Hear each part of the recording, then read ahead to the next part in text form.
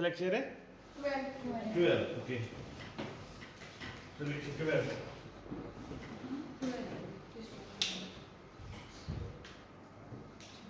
so we are on a theme that we have data or information, then we have signal and transmission. So हमने बोला था data and information can be analog or digital. Then again transmission can be analog and digital. So we can have 4 ways to have this all.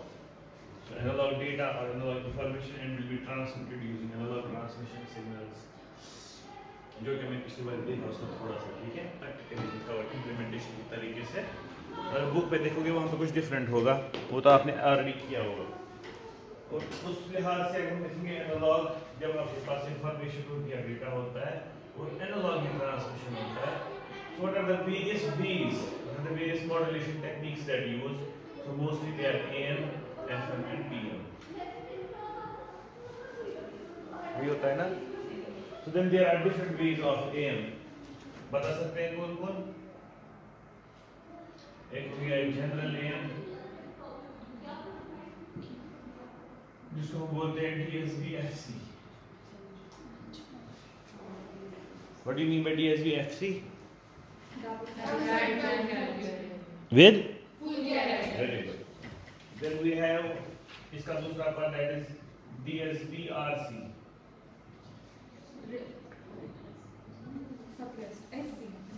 नहीं RC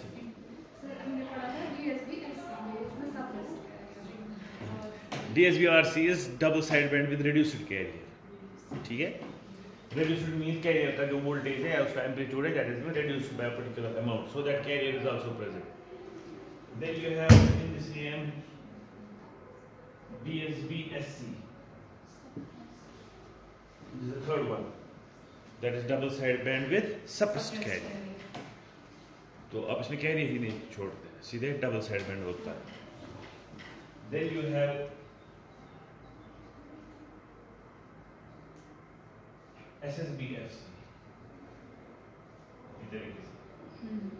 SSB-RC and SSB so you can simply send only one of the side bands with full carrier with reduced carrier or with suppressed carrier so last वाला जो है SSB-SC this is having the least bandwidth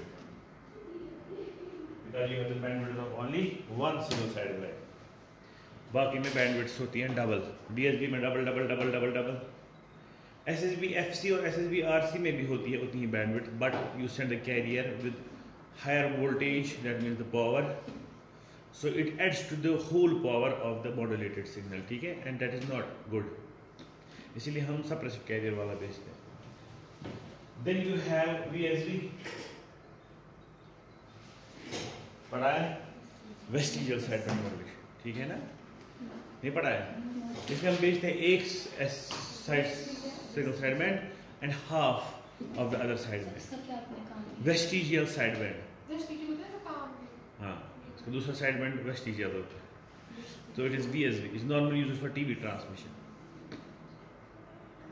सो जितने भी ये हैं और उसके बाद FM में आपके पास दो होते हैं NB-FM and WB-FM narrow band FM and wide band FM का जो बैंडविड्थ होता है दैट इज वेरी लार्ज ठीक है जिसमें वो बेसल फंक्शन इस्तेमाल होती है चेक करने के लिए कि what is the bandwidth then you reduce it using filters and then you send it लेकिन जो NB-FM आपका होता है उसका होता है ट्वाइस है ना पढ़ा होगा ना then you have the phase modulation और जो आपके पास FM है they are one and the same thing so these are generally the techniques that you use when your information is analog and the signal that is the carrier ठीक है is analog so that the modulated signal is again analog और जो channel आपकी है वो भी analog उसके बाद transmission भी analog ठीक है then we have the second one that is digital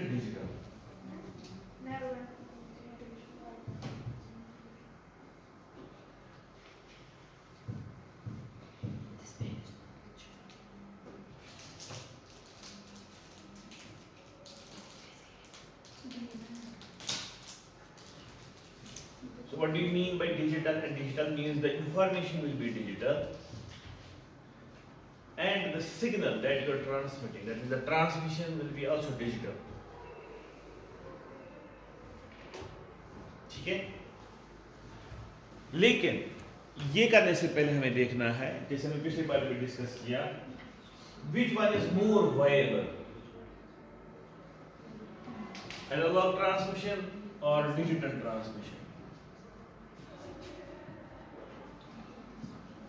इन दो में कौन सबसे आसान है, कौन सा फ्रूटफुल है, वायबल है, विद लो SNR है, कम प्रॉब्लम्स होगी, एनालॉग ट्रांसमिशन के डिजिटल ट्रांसमिशन? शाबाश।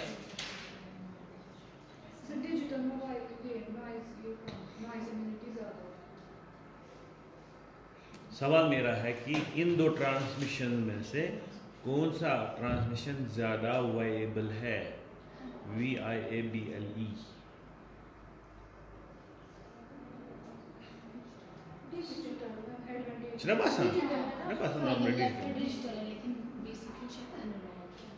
So नॉर्मली लगता है डिजिटल, सब बोलेंगे digital, but it is analogue.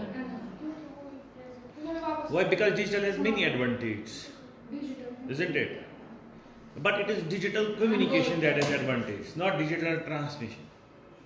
Digital transmission means that we have to send a digital signal along the channel to the other side, and analog transmission means we have to send an analog signal along the channel.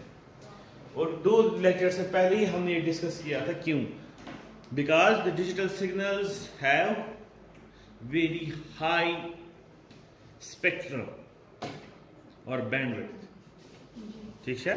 Lecture नहीं सुना है आपने? आप जो थे 2-3 आप में से थे यहाँ पर, यहीं पे क्लास हो, ठीक है? तो आपका पास जो स्पेक्ट्रम होता है, यानी कि हमने बोला था सिग्नल्स का होता है स्पेक्ट्रम, और चैनल की होती है कैपेसिटी, चैनल की होती है बैंडविड्थ, और कभी कभी हम सिग्नल को भी बैंडविड्थ बोलते हैं, ठीक है?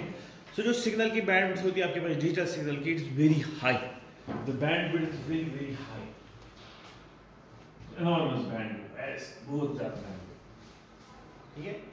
Why is that? of an analog simple signal कुछ बैंडविड्थ ही नहीं होती, एक छोटा सा पीक होगा कहीं जी। So obviously वहां से जो हमारी चैनल्स हैं, चाहे वो आपके पास वायर्ड चैनल हो या वायरलेस चैनल्स हो, ठीक है, they are low pass. So simply आपके पास जो एनालॉग सिग्नल होगी that will be transferred viably, as digital signal में बहुत सारी कॉम्प्लेक्सिटी होगी। डिजिटल सिग्नल में आपको सारी फ्रीक्वेंसीज को चेक करना पड़ेगा जो उसमें है, कौन जा रहे हैं कौन नहीं जा रहे, किसी वजह से क्या होगा, ठीक है? बट एनालॉग सिग्नल में वो प्रॉब्लम नहीं। इसीलिए हम डिजिटल ट्रांसमिशन करते ही नहीं है वायरलेसली।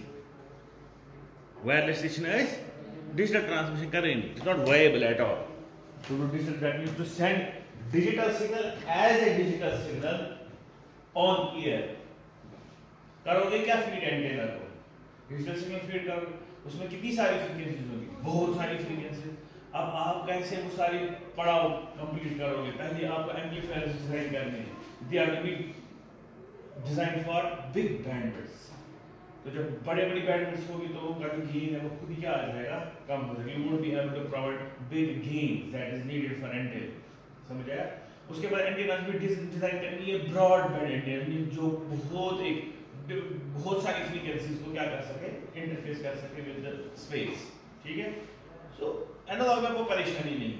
एनालॉग में आपके पास क्या होगा, ज्यादा से ज्यादा 2-4 फ्रीक्वेंसीज होगी और थोड़ा सा बैंड होगा, जिस पे आपको एंटेनास को डिजाइन करना, आपके ट्रांसमीटर्स को डिजाइन करना, अपने एम्पलीफायर्स को डिजाइन करना है। So that is very easy as compare to do digital transmission. Keep in mind, digital transmission is a different thing.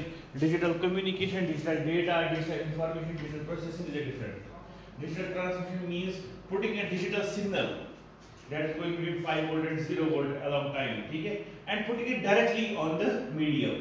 और उसके बाद देखना है that it will be transmitted or not. उसको हम बोलते हैं डिजिटल ट्रांसमिशन। अब तारों पे अगर ले जाए तो ठीक है, because it's the rule of law जिसको हम बोलेंगे कि जो आपके पास वायर ट्रांसमिशन होती है that is very much reliable than wireless transmission, ठीक है? क्योंकि वायर आपके पास जो है वो गाइडेड मीडियम है। You simply have wire that goes from one place to other place, ठीक है? सो इट्स अ गाइड, आप उसमें जो भी सिग्नल डालोगे आपको पता है यही सिग्नल जाएगी, दूसरी जगह पे निकलेगी। बट जो आपके पास wireless medium, it is shared medium, there are many other signals that are already going into the space, ठीक है। तो आप भी अपने सिग्नल डालते हो, तो कितनी सारी इंटरफ्रेंस, कितनी सारी आपके पास जो नॉइज, एटेन्यूएशन और बाकी चीजें, the factors will be multiplied, but not in your wired medium. So wired medium is very reliable medium as compare to wireless, इसीलिए वायरलेस को खत्म नहीं किया इसके लिए। So you can't have digital wireless transmission, you can have digital wired transmission, मगर उसमें भी आपके पास क्या है, हद, उसमें आपके पास हद। उसकी एग्जांपल है फॉर एग्जांपल आपका लैन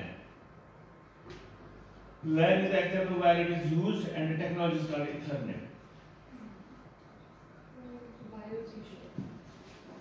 So Ethernet is the technology used on local area networks, ठीक है ना, जैसे केबलिंग की नहीं, यहाँ से ये देखो लैन की केबलिंग की हर एक लैब में, क्लासरूम में, ठीक है। तो वहाँ पे जो बिछाई हुई है वो कौन सी केबल बिछाई हुई है, LAN cable. It's the technology is known as Ethernet. Ethernet की भी बहुत सारे अपने अपने फिर हिस्से हैं, ठीक है, simple ethernet, fast ethernet, gigabit ethernet. So उनमें आपके पास जो केबल इस्तेमाल होती है, एक केबल में जो इस्तेमाल होती है that is twisted pair cable, जिसको हम लैन केबल बोलते हैं, ठीक है। And that twisted pair cable is used when in the information is digital, that is in the form of zeros and ones, and the signal running on it is also digital. बस normally ऐसा नहीं होता है। आपके पास जो telephone cable है ना, उससे भी आपको डेटा आता है कि नहीं, सुनाइए वहाँ ब्रॉड में, वहां पे आपके पास नहीं चलती है digital signal, it is analog signal running on it. आपकी केबल टेलीविजन, ठीक है, जहां से आपको या केबल आती है, digital signals are not running on it, analog signals are running on it, ठीक। But the ethernet cable used in LAN एक मात्र ऐसी ये है केबल है जहां पे आपके पास इंफॉर्मेशन भी डिजिटल है इन the form 0 and 1 and signal is also going up and down in the form 0 और एक केबल है जहां पे ऐसे होता है दैट इज ऑप्टिकल, ठीक है। और ऑप्टिकल का हमें पता ही है वहां पे मसले नहीं है, वहाँ पे परेशानी ऐसी नहीं है जैसे हमारे पास कॉपर वाले मीडिया में। तो वहाँ पे इंटरफ्रेंस का कोई खतरा नहीं है, वहाँ पे रेडियो फ्रीक्वेंसी इंटरफ्रेंस नहीं होती है, वहाँ पे इलेक्ट्रोमैग्नेटिक इंटरफ्रेंस नहीं होती है, वहाँ पे परेशानियाँ नहीं है, ठीक है। ज़्यादा से ज़्यादा वहाँ पे बेंडिंग लॉस होता है, डिस्पर्शन होता है, बाकी चीज़ें, मगर they are taken well care of, ठीक है। इसीलिए आजकल जो आज आपका आता है broadband internet that comes through fibre, because of that we are moving towards fiber. In fact, we implemented fully FTTH, fiber to home, है ना, because of those problems. Or you can run the wires through tens of kilometers, 10 kilometre से पकना होता है, और यहाँ से हम signal देंगे ऑप्टिकल तो दूसरे साइड से बिल्कुल सही मिलेगी, उतना उसमें गिरावट या एटेन्यूएशन नहीं आया होगा, ठीक है। कि यहाँ पे जो आपके पास लेकिन जो कॉपर केबलिंग है, यहाँ पे ये गड़बड़े बराबर है। तो keeping well with in limits of length, so you have to keep limit of length. Why?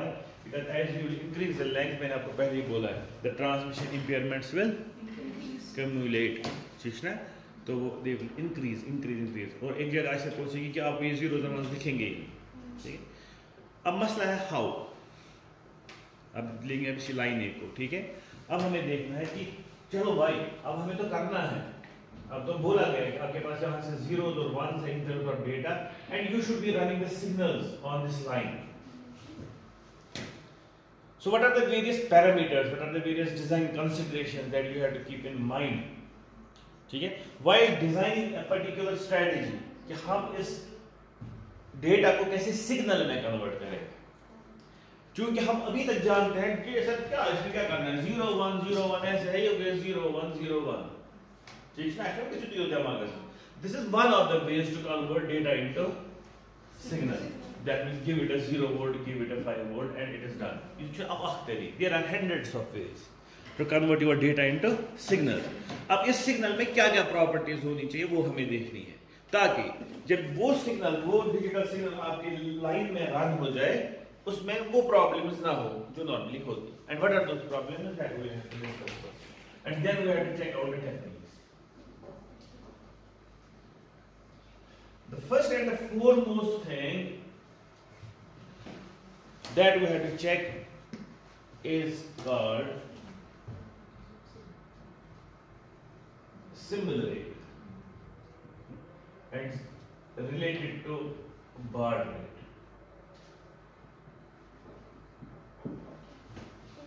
ये अक्टर टर्मिनोलॉजी, ये इस्तेलाह है यहाँ पे जो इस्तेमाल होता है, जैसे हमने पिछली बार बोला हमें कुछ पढ़ने हैं और तो यहाँ भी आ जाएगा. So baud rate and symbol rate are actually different, मगर इस पर्टिकुलर लेवल पे दे आर सेम. तो होता है क्या symbol rate और baud rate? It is number of symbols और signal elements travelling per unit time. ठीक है, the number of signal elements or the number of symbols traveling per unit time through a medium is called its baud rate or symbol rate. तो समझने के लिए बहुत आसान है. मैंने पिछली बार भी एग्जांपल दिया, आई डोंट नो आप वहाँ पे थे कि नहीं. तो मैंने ये बोला था कि अगर हमें फॉर एग्जांपल दरगाह जो है तच बोर्ड दो, ठीक है, बोल दिया था ना. फिर हमने बोला था कि हमें मैनेजर रखा गया है, हमें बोला गया था कि हमें क्या करना है, हमें ट्रैफिक को अच्छे से मैनेज करना है ताकि जो हमारी गाड़ियाँ वाड़ियाँ कैसे जैम गए कहीं कोलिजन ना हो, जैम ना हो, एक्सीडेंट्स ना हो, अच्छे से रन हो जाए, लोग जाए भी आए भी वापस, और ट्रैफिक जो स्मूथली चले. तो अब हमारे पास 4 विकल्प रखे गए हैं. एक विकल्प हमें रखा गया है कि सब लोगों को बोला जाए कि बाइक्स पे आ जाए, ठीक है, और एक ही बंदा एक बाइक चलाएगा. दूसरा विकल्प ये है कि बाइक्स लाएंगे लेकिन 2-2 बंदे एक बाइक पे आएंगे. तीसरा बोला गया नहीं, सब लोग मारुतिज में आएंगे, ठीक है, तो 4-4 बंदे एक मारुति में बैठेंगे. और चौथा विकल्प मैंने बोला नहीं, बड़ी गाड़ी खाली रखेंगे और जो लोग हैं वो बड़ी गाड़ी में आएंगे, तो और छोटी गाड़ियाँ नहीं रहेंगी.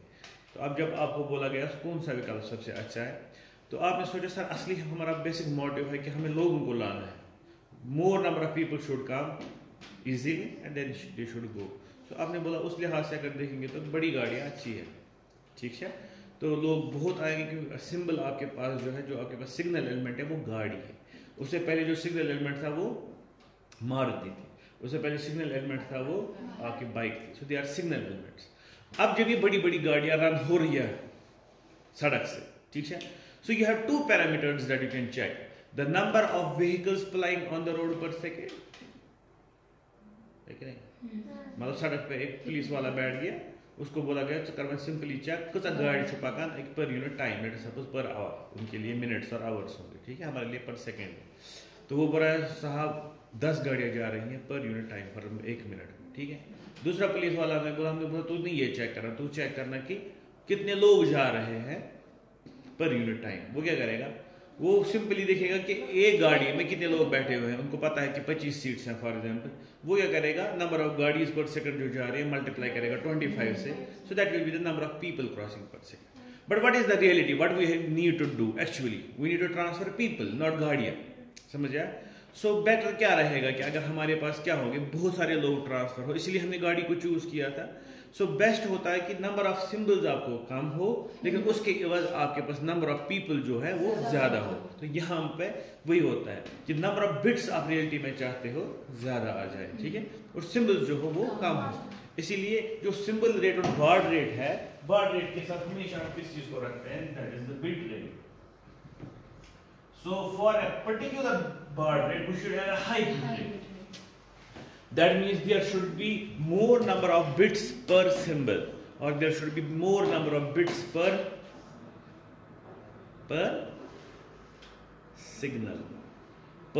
signal change. क्योंकि आपने अभी baud rate लिखा, the number of signal change per second. ठीक है? I think गाड़ी. So we don't have buses in our communication. We have signal change, the different types of signals that you are using. जैसे मुझे बोला जाएगा यहाँ पे कितने types of signals आपने इस्तेमाल किए हैं, ठीक है, मैं बोलूँगा एक है lower signal, दूसरे upper signal. If I take levels into consideration, if I take change into consideration, मैं बोलूँगा नीचे से ऊपर एक signal होगी, ऊपर से नीचे दूसरी signal होगी. और कोई state है ना? So the number of states, the number of signals, the types of signals that you send per second is actually your symbol rate or baud rate. And आपने कितने बिट्स इसमें लादे हुए हैं, लेट्स से मैं बोलूँगा मैं इसमें 2 बिट्स लादे हुए हैं, ठीक है, इस पे एक ही बिट लादा हुआ है, तो मैं बोलूँगा यहाँ पे जो आपके पास नंबर ऑफ बिट्स पर सिग्नल एलिमेंट है दैट इज 1, और यहाँ पे नंबर ऑफ बिट्स पर सिग्नल एलिमेंट कितने हैं 2. So that is the bit rate. So you have a general relation between your bit rate and baud rate. So अब हम किस कम्युनिकेशन टेक्नोलॉजी को अच्छा ठहराएंगे जिसमें आपके पास बिट रेट टू बाड रेट रेशियो बहुत हाई होगा. क्या होगा? बिट रेट टू बाड rate ratio, bit rate divide by बाड rate. So this ratio has to be very high.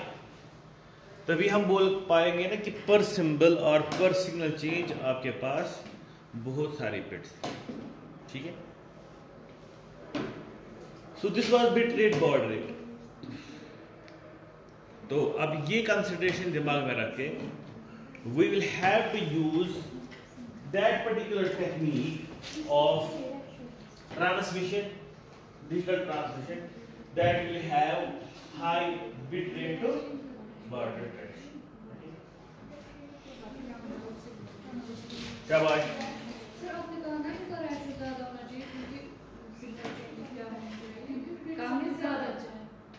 समय ज्यादा होना चाहिए, ज्यादा ट्रांसफर होनी चाहिए as compared to number of signals. Signal ज्यादा नहीं, सिग्नल चेंज कम आनी चाहिए. ये मतलब ऐसे हो गया कि अगर आपने अभी टाटा बसेस ली, आपको अब बोला गया है कि क्या बड़ी बसेस अच्छा रहेगा. अब बोला बड़ी बसेस अच्छी रहेगी, उसमें 50 कोच थे एक में, है ना. So obviously that will be more better क्योंकि अब आपके पास सिग्नल्स कम हो गए और पीपल ज्यादा हो गए.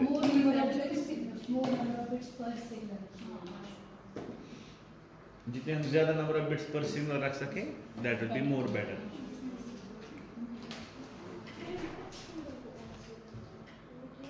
The second thing is synchronization.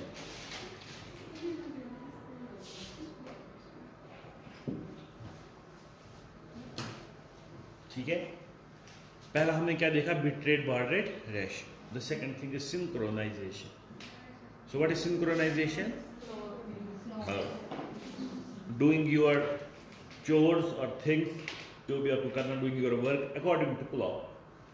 ठीक है. सो क्लॉक के बगैर नहीं करना. सो आपने पिछली बार देखा ही है कि जो कम्युनिकेशन है that is not possible without clock is must, whether it be in the form of carrier और it be in the form of clock. तो ये दोनों तरीकों से जरूरी है. Clock is must. Why is clock must? हाँ, क्योंकि उससे हमें पता चलेगा दो चीजें. एक तो डेटा क्या है और दूसरा कब आने वाला है. ठीक है ना. सो ये दोनों चीजें जो है they are related to time. So synchronisation is related to time. So obviously ये लैन केबल जो आपने यहाँ पे सेट की हुई है, ठीक है. So you will have two things on these sides. यहाँ पे एक गोल, यहाँ पे दूसरा गोल. This will be known as transmitter, this will be known as receiver. ठीक है. You are sending this data on a line. ये जिस रेट से डेटा भेज रहा है, the data rate that it will be having should be known to this receiver. That means the clock that transmitter is using should be known to the receiver. Then only जिस rate पे ये भेजेगा उसी पे rate पे ये पकड़ेगा. वरना प्रॉब्लम होगी, जैसे हमने उस लाइन में देखा. ठीक. तो इसीलिए वहां पर हमने देखा कि 3 तरीके हमारे पास होते हैं क्लॉक को सेंड करने के. एक होता है कि हम दूसरी तार इस्तेमाल करेंगे जहां पे हम क्लॉक सेट करेंगे. ठीक है ना. तो यहाँ पे आपके पास जो क्लॉक है वो यहाँ पहुंचेगा, तो इस बंदे को पता चलेगा कि क्लॉक ये है और इसके बिना पे मुझे डेटा को लेना है. ये था एक तरीका. दूसरा तरीका था कि हम क्या करते हैं काम, हम 2 चैनल्स इस्तेमाल करते हैं. Not necessary we use 2 physical media. हम 2 चैनल्स को इस्तेमाल कर सकते हैं, 2 डिफरेंट फ्रीक्वेंसी. एक फ्रीक्वेंसी पे हम क्लॉक भेजेंगे और दूसरी फ्रीक्वेंसी पे हम क्या करेंगे, डेटा भेजेंगे. और तीसरा विकल्प जो हमने बोला था दैट वाज कि जो डेटा हम भेज रहे हैं हम उसी डेटा को क्लॉक के साथ भेजेंगे. ठीक है. That is the clock will be embedded with in the data that we are sending. So वो कुछ तरीके हैं जो हमें कहां लाएंगे, सिंक्रोनाइजेशन में, कि हम कैसे सिंक्रोनाइजेशन करेंगे. और इसका उल्टा साइड क्या है, जैसे हमने ऊपर देखा उल्टा साइड. तो उल्टा side here was having less bit to baud rate ratio. ठीक ना. In fact, the worst case here will be ulta. If your bit rate to baud rate ratio is less than 1, सुना क्यों गलत होगा? उसका मतलब हो गया हमने बोला दो एक ही इंसान को बोला आप 2 बाइक्स पर जाना, वो कितना अजीब है। अच्छा तक तो था कि एक बाइक होगी और एक इंसान उस पर जाएगा, the bit rate of bar rate will be 1 by 1 को 1। अगर मैं बोलता हूँ एक बाइक होगी उस पर 2 बंदे जाएंगे, ठीक है देखना ये वो तो उसका बाद वीडियो पे देखना चाहिए, बट मैं ये चीज समझ आपका दिमाग जा रहा है उसके साथ समझ करवाएगा वो क्या करेगा, आई प्रोवाइडिंग यू द वीडियो, फिर बना अच्छे से रहा ये फिर समझो यहाँ पे। तो क्या है हमारा मॉडल, जो हमने पहले बोला था कि एक बाइक पे एक बंदा जाएगा, सो कितने बाइक जा रही है पर यूनिट टाइम n, तो बंदे कितने जाएंगे पर unit time n, that means n by n is 1, so what will be bit to bar ratio 1। बहुत आपको ठीक है, जितना ऊपर चढ़ेगा उतना अच्छा है। लेट अस सपोज एक बाइक पे 2 बंदे, so number of bits transferred are 2 per symbol 1, हो गया 2:1 is good। इसी तरीके से 3 4, और जो आपकी गाड़ी थी मेटाडर उसमें था 25:1 उसका, फिर हमने बस इस्तेमाल किया 50:1, तो दैट्स गुड। लेकिन आप कभी बिट टू बार रेशियो उल्टा भी जा सकता है, लाइक आपने बोला कि 2 बाइक्स पे एक ही इंसान आना चाहिए, एक आदमी आना, अजीब लग रहा है, इसको भी अजीब लगेगा वो, why that will be bit to baud ratio क्या बनेगा 0.5 है ना, क्योंकि 2 सिंबल्स भेज रहे हो और एक ही बिट जा रही है, वैसा भी कभी होता है। तो इसका मतलब वर्स्ट केस इसका वैसा ही जा सकता है कि आपका बिट टू बार रेशियो होगा उल्टा, that will go to less than 1, ठीक। अब सिंक्रोनाइजेशन में क्या वर्स्ट केस होता है, that is called loss of synchronisation, and that will create havoc with the communication, ठीक है।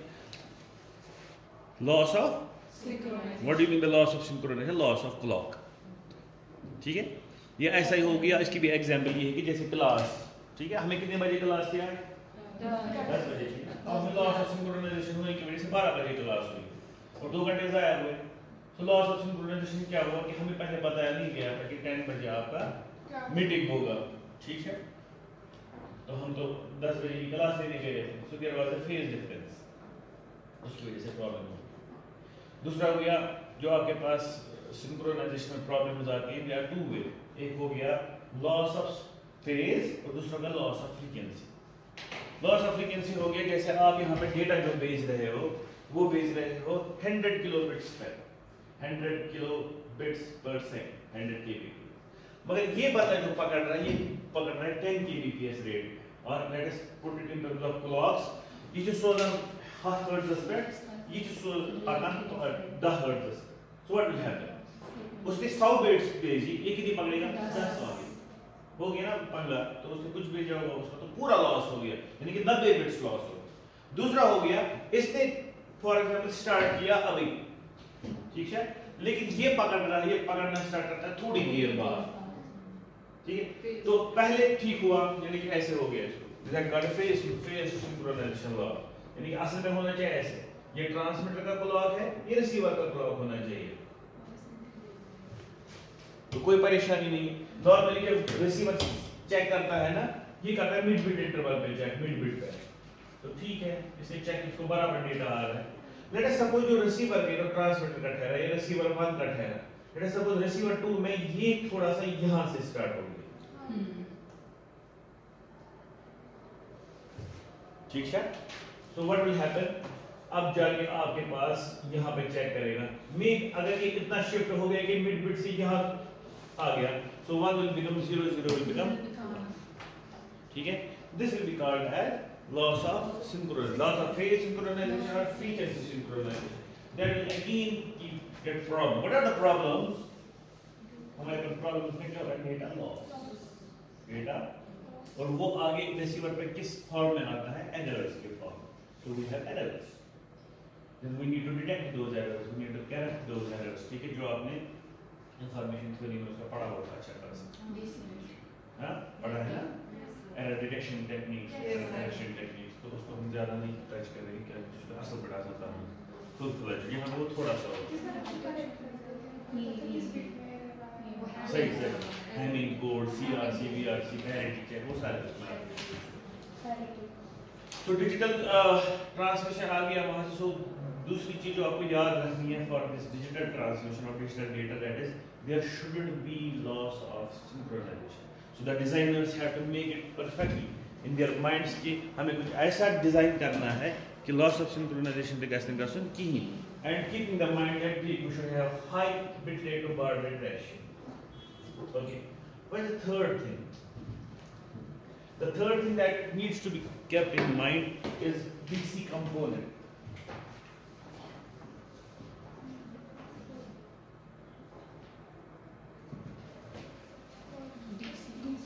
DC component.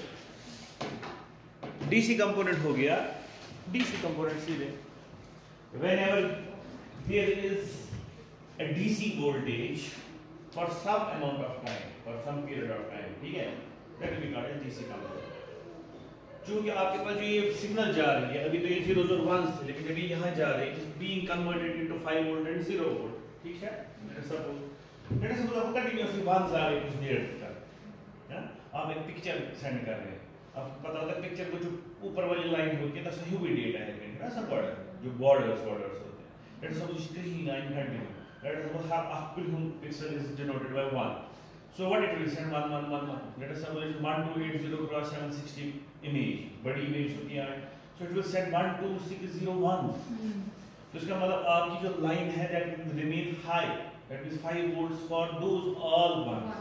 और एक बार तो किसी टाइम के लिए जाता होगा that will be defined by the clock, so कुछ मिली सेकंड्स के लिए, ठीक है, या माइक्रो सेकंड्स के लिए आपका जो लाइन है वो कंटिन्यूसली रह रहा है ऊपर.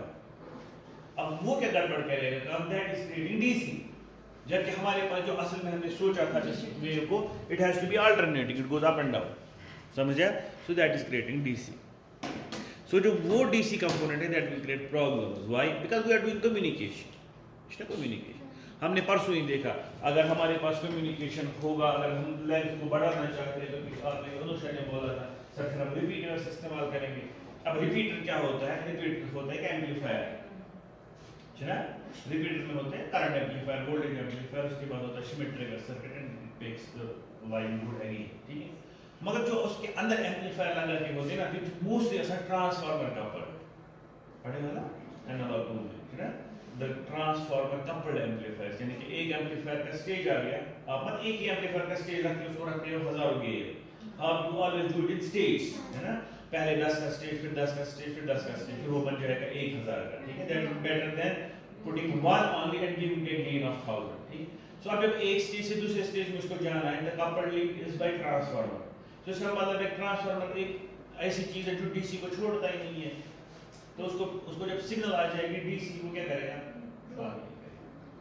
समझा? सो ये होता है तब जब आपके पास डीसी कंपोनेंट है. और कभी-कभी क्या होता है काम, कभी आपके पास जो हमने पिछली बार ही देखा कि जो हमारे बाइनरी डिजिटल कंटीन्यूअस सिग्नल्स होती हैं वो 3 तरीके की होती हैं. Either they will be unipolar और दे विल बी पोलर. हाँ, दो ही होती है, बाइपोलर होगी, टर्मिनल, ठीक है? So binary digital continuous signals are two way, either they will be unipolar और पोलर. अब उन दो में भी अगर आप देखेंगे ना, जो यूनिपोलर आपके पास होती है, they have an inbuilt DC component, that is the biggest problem. सही ना? होता है ना? कैसे? क्योंकि उसको बेस 0 ही होती है ना. हाँ, क्योंकि बेस 0 होती है और जो पॉजिटिव पार्ट होता है वो तो ऊपर होगा. So you know DC component is Fourier series is A not, that is the DC part. तो इसका मतलब जब दूसरी कंपोनेंट जो है वो माइनस नहीं है, वो 0 है, तो whenever you take the average will be positive. मुंडी हिला रहे हो कि समझ भी आ रहा है? इतना सफर जो आपके पास साइन वेव है, it's average DC component is 0. Why? क्योंकि ये प्लस बन जाएगा, माइनस बन जाएगा, सो टोटल करोगे सम दैट विल बी 0, ठीक है? If you make a half wave rectifier, it will obviously have a DC component. तो जाके तो रेक्टिफाई होकर डीसी बन गया, क्योंकि जो नीचे वाला बन रहा था जिसको कैंसिल करना वो आप नहीं, ये है पॉजिटिव पार्ट, ठीक है? हाफ वेव रेक्टिफायर की एफिशिएंसी की है 60%, क्या इसके time is true the DC component डाला, है ना? फुल वेव वाला, तो ये फुल वेव बोला ना मैंने. हाँ, तो इसमें आपके पास दो ऐड हो गए, ठीक है?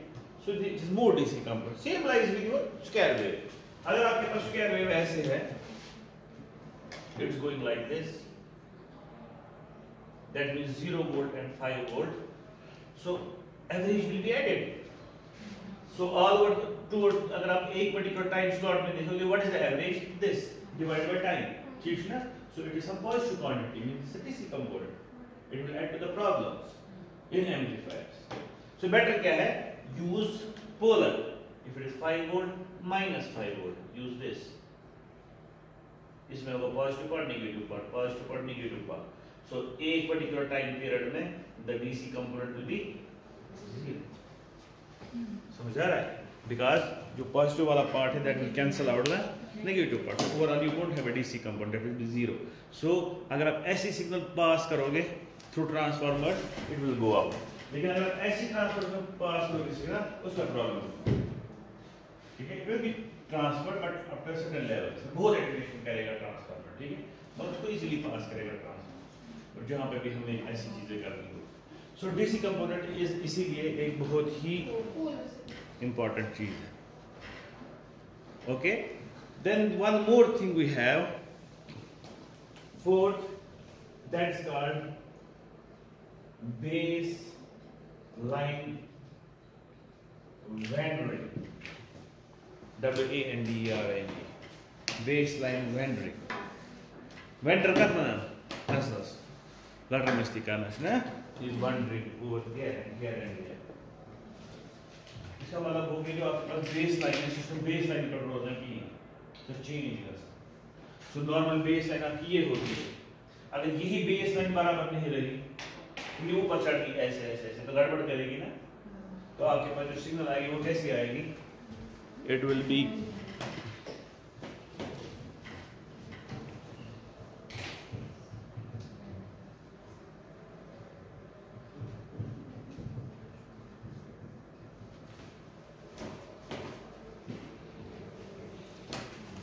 देखो ये नॉर्मल बेस लाइन है, ठीक है. The signal will be going like this. For example, we have normal. अब अगर बेस लाइन बैंड होगी ना तो सिग्नल ऐसे जाएगी. पहले सीधे है फिर इधर चढ़ेगी, फिर इधर चढ़ेगी, ऐसे ऊपर जाएगी. अब जब रिसीवर पे पहुंचेगी ना थोड़ी देर में, इन सिग्नल से इट इज वन. क्या से एक्चुअली 5 वोल्ट है तो दूसरे 0 भी 5 वोल्ट से ऊपर होगा और 1 भी 5 वोल्ट से ऊपर होगा. तो आप यहाँ से तो भेज रहे हैं 0 0 1, लेकिन रिसीवर को क्या मिल रहे हैं? All ones. So that is again big bigger problem. होती किससे ये base line band like capacitive effects and DC component also.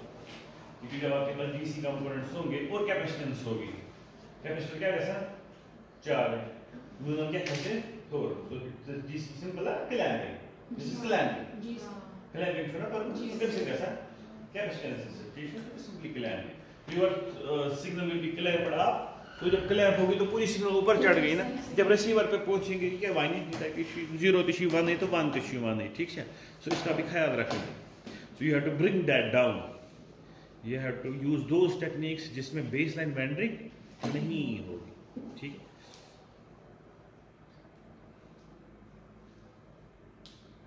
Okay. Then we have the fifth one, that is inbuilt error detection.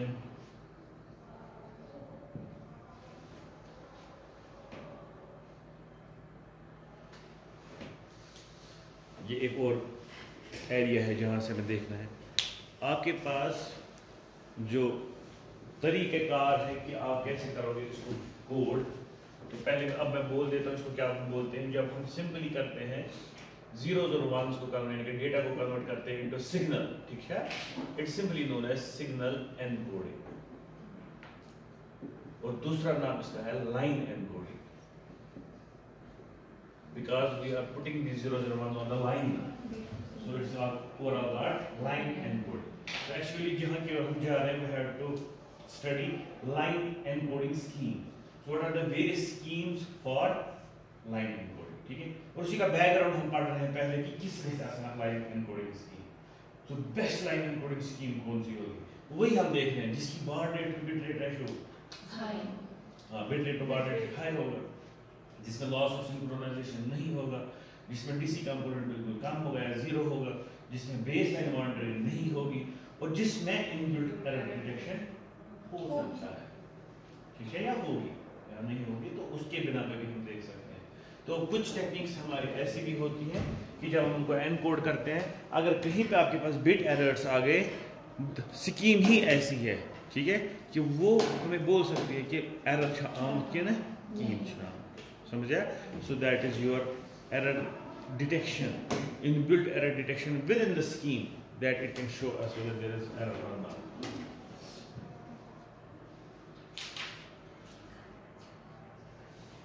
Okay, इसको फिलहाल ये 5 काफी है, उसके बाद हम देखते हैं कि अगर कोई और आएगा after going through that.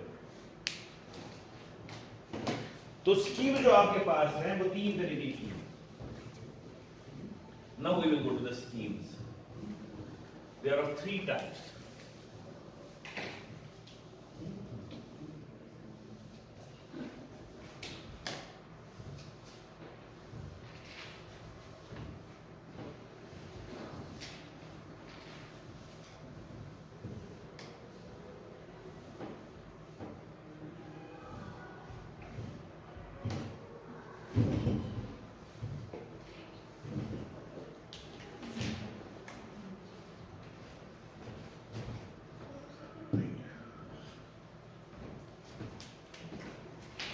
So line encoding schemes fall in 3 categories.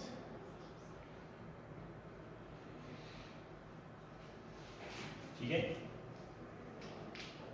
एक हो गया यूनिपोलर पोलर, दूसरा हो गया बाइपोलर, तीसरी होगी मल्टी लेवल। ये एक तरीके से line encoding schemes can be differentiated on the basis of various parameters. ठीक है, on the basis of parameters of number of levels and where they are situated. We have 3 types. एक हो गया unipolar slash polar. ये वो schemes होगी जहां पे आपकी लेवल्स कितनी होगी? 2।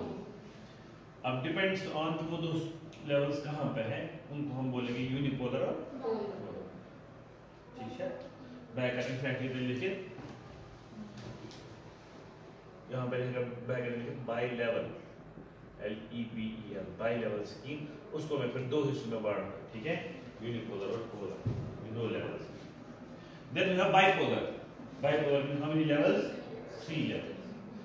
और बाइपोलर को इसलिए बोलते हैं कि कोई भी 3 लेवल्स नहीं हो सकते। वरना बनाने से भी आदमी था मल्टी लेवल्स ना, इन्होंने क्यों इसको अलग रखा? Because these 3 levels are not कोई भी 3 levels. Out of these 3 levels one has to be the baseline. ठीक है, so baseline, the upper level and the lower level, that will be called as bipolar.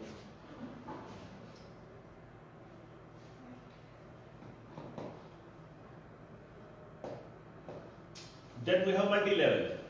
Multi-level simply when you use more than 2 levels. नहीं, 2 तो आ गया ना, और bipolar भी आ गया। So when you use more than 2 levels, that means 3 levels से start करेंगे। और इसमें 3 लेवल जो होगा, that is not necessary to be bipolar, that can be any 3 levels. So normally 3 levels तो होती नहीं, 4 से स्टार्ट होती है। ठीक है, मल्टी लेवल में आपको 4 से ऊपर जो आपकी लेवल्स होती है, that will become in multi level. So bipolar और यूनिपोलर जो आपकी स्कीम्स हैं, इनमें जो बहुत ही इंपॉर्टेंट है, one is called NRZL, the second one is called NRZI. ठीक है, एक होती है मैनचेस्टर और एक होती है differential Manchester.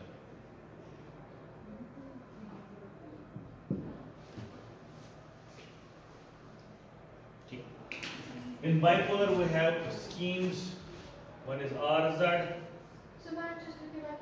Differential Manchester, differential Manchester. ठीक है, in bipolar we have RZ, that is return to 0. We have AMI, alternate mark inversion, and we have pseudo ternary.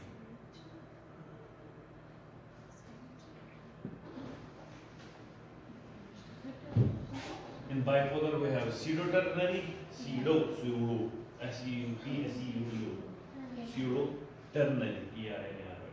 Then the RZ return to 0, and we have AMI, alternate mark inversion. Alternate mark inversion, yeah, ठीक है। And then multi-level we have many, जैसे MLT3 है, 3DAMP5 है, etc. बहुत सारे।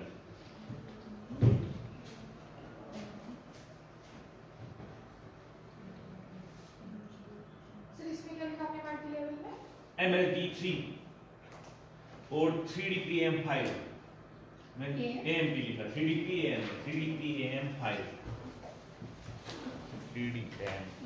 3DPAM ठीक है. So we have to go through them one by one in order to check 3DPAM5. So obviously let us start with the basic ones. That is NRZL, NRZI. अच्छा, और एक scheme है हमारी line encoding की जिसके बिना पे हम उनको कर सकते हैं differentiate. That is on the basis of whether the encoding is differential or non-level. Whether the encoding is differential or level. Okay? We have level encodings and differential encodings. Differential encoding और level encoding में क्या फर्क है? Level encoding जो है, it simply checks out what is the data at this instant of time. जो भी अभी डेटा होगा उसको एनकोड करेगा, उसकी लाइन एनकोडिंग करेगा और उसके बिना करा जाएगा. ठीक है. Then you have differential encoding. Differential encoding हो गया जो अभी का डेटा चेक करेगा और पुरानी लेवल चेक करेगा. So that is different. ठीक है. ये कुछ ऐसा है जैसे आप डिजिटल इलेक्ट्रॉनिक्स में पढ़ते हो. क्या पढ़ते हो? डिजिटल इलेक्ट्रॉनिक्स में जहाँ पे कोई चीज मैटर करता है खाली अभी वाले पे और कोई चीज जहाँ पर डिजिटल में कहाँ से ऐसी है डिजिटल हमने पढ़ा ये sequence combination is not solution that understanding what is the input on that issue the output is combination. Sequence is that checks out the past. यहाँ पे डिफरेंशियल जो होता है that checks the past. पुरानी level क्या है और अभी क्या आ रहा है डेटा उसके बिना पे वो बोलेगा what should be the output. So ये भी एक तरीका है देखने का लाइन एनकोडिंग स्कीम. So अब जो हमारे पास सबसे पहली स्कीम है वहां से स्टार्ट करेंगे. So that is NRZL.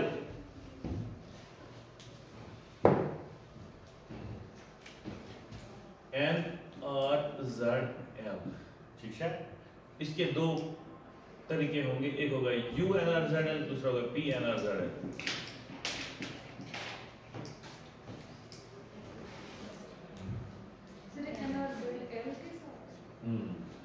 UNRZL जो है उसमें आपके पास दो तरीके हो सकते हैं. PUNRZL, NUNRZL. आसान है, एक ऐसे कर लो. ठीक है. So NRZL means no return to zero level. No return to zero, यानी कि don't return to zero. So अगर आपको याद होगा इससे पहले मैंने एक स्कीम बताई ना RZ. RZ means return to zero. ये उसी का उल्टा बनाया हमने no return to zero. Simply what do you mean by return to zero? Whenever your signal returns back to zero between your level. समझे? लेवल मज़बूत इसमें वापस वासा. ये चलो वापस वासा लेवल मज़बूत की. ये पूरी लेवल के लिए एक ही स्टेट मेंटेन करते हैं, इसलिए इनको बोलते हैं no return to zero. ठीक है? So NRZ means simply no return to zero. Then we have level. Level means level encoding, not differential encoding. समझ आया? No return to zero level. अब मैंने U का मतलब हो गया यूनिपोलर. ठीक है. So if it is unipolar that means आपके लिए है इसमें कौन C voltage 0 and upper one or 0 and lower one, then it will be called as UNRZL. Unipolar no return to zero level. अब मैंने यहाँ से क्या लिखा? P हो गया positive unipolar no return to zero level. यानी इसका मतलब आपने क्या सिलेक्ट किया हुआ 0 और अपर वोल्टेज. So 0 and 5. समझ आया? So हो गया PUNRZL. और अगर आपने 0 और -5 इस्तेमाल किया है it will be negative unipolar, sorry क्या है unipolar no return to zero level. समझ आया? So simply अब हमारे पास फॉर एग्जांपल डेटा है ये वन. जब डेटा इसमें हम देखना है we have to keep all the cases, the best cases as well as worst cases. तो पिछली बार मैंने बोला best cases 1 0 1 0 and the worst cases are 1 1 1 1 and 0 0 0 0. So we will have checked for all things. ठीक है. अब करेंगे कैसे इसको जरूरी है हमें लाइंस डालनी, because line will tell me the time जहां पे मैं इसको एनकोड करना है, वो टाइम को बोलेगा क्लॉक. तो इसीलिए मैं लाइंस बना रहा हूं, जैसे माइक्रो प्रोसेसर में लाइंस बनाते हैं. पता चल के था वो यहाँ से फ्यूचर टाइम पीरियड टी यहाँ पे भी बराबर है। Who defines this time period T? Clock. The frequency of the clock. ठीक है? तो इसका मतलब एक क्लॉक ऊपर पड़ा हुआ है, so give him back a clock. इसी क्लॉक के हिसाब से मुझे कहा। ठीक है? अभी क्योंकि सबसे पहले कौन हम देखेंगे? PUNRZL. तो सिंपली मुझे यहाँ पे +5 वोल्ट लिखना है और यहाँ पे लिखना है 0 volt. It is not necessary to be always +5 volt भी यहाँ पे देखना, ठीक है? It means has any positive volt.